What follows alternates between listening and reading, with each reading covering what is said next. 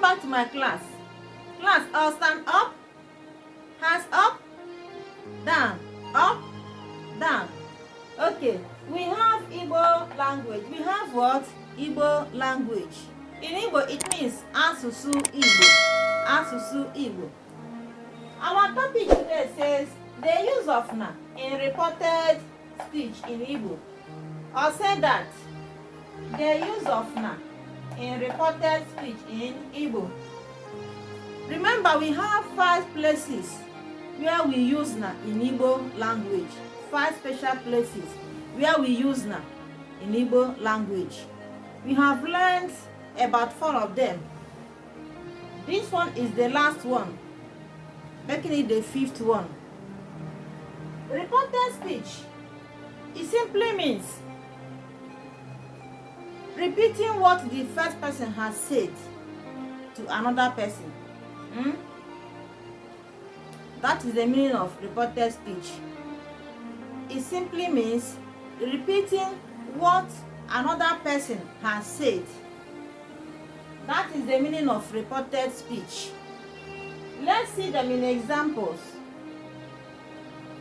Igbo English. Number 1 sentence says, "Ọ sịrị na ha na-esi nri." Ọ sịrị na ha na-esi nri. Have you seen it? Ọ sịrị na ha na-esi nri. In English, it means she said that they are cooking food. Ọ sịrị na ha na-esi nri. Remember, ọ is a pronoun in Igbo, nnọchiaha, that represents he, she, and they eat. Ọ sịrị na ha na-esi nri. You can see that this person is repeating what another person has said. That is the meaning of reported speech. When you are using it, you have to put na. You write na in full. When you are making a reported speech, you write na in full. Like here. Ọ sịrị na ha na-esi nri. You can see that we wrote na here in full. Ni ana. Ọ sịrị ha na-esi nri. The meaning is not fully complete.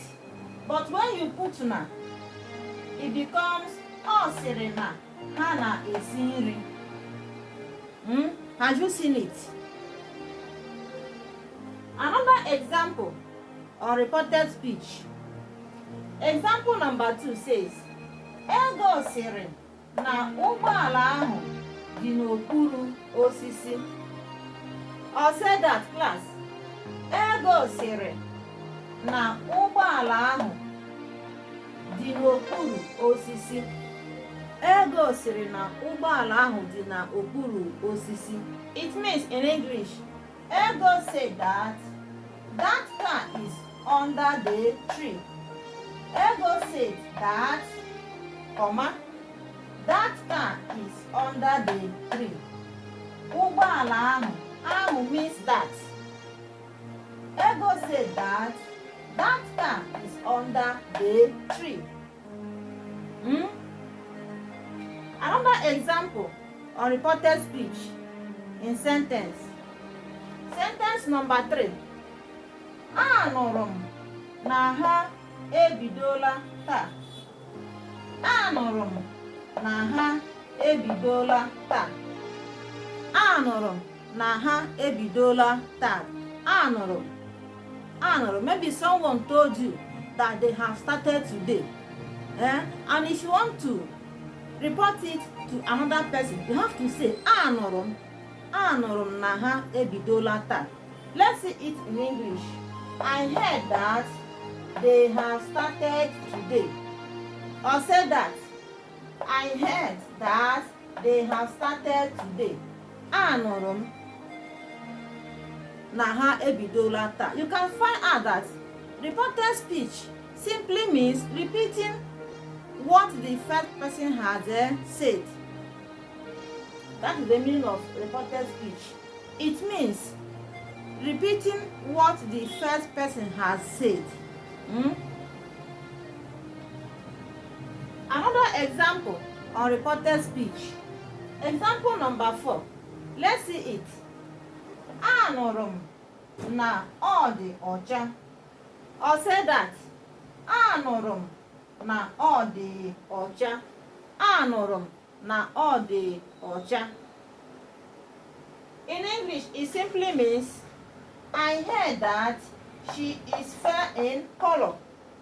I heard that she is fair in color. You can see that maybe you did not see the thing, but someone passed the information to you. Then you are reporting it to another person, what the first person has said. That is the meaning of reported speech. You are going to put it now for it to have full meaning. That is what we mean. You can see that here we wrote now in full. Only preposition is where we remove a and put apostrophe. Only on preposition that we remove a and put apostrophe. In other places where we use na, we wrote na in full. Some of them are with hyphen and some without. So these are the sentences. These are the sentences we have under reported speech. Like and share our videos. Subscribe to our channel. Follow us for more.